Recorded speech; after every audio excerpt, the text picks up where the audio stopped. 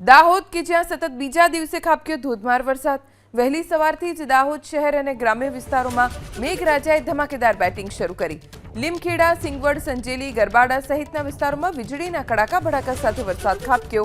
શહેરના કેટલાક વિસ્તારોમાં ગટરના પાણી ઉભરાવાની સમસ્યા પણ જોવા મળી।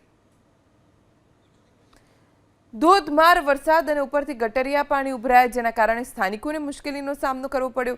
ગંદકી અને દુર્ગંધ આવવા લાગી। જો કે આજે પણ દાહોદમાં ભારે વરસાદની આગાહી છે। વહેલી સવારથી જ વાતાવરણ તો વરસાદી જ છે, સાથે આજે દિવસ દરમિયાન વરસાદનું જોર વધુ રહેશે। લીમખેડા, સિંગવડ, સંજેલી, ગરબાડામાં સવારથી ધોધમાર વરસાદ છે।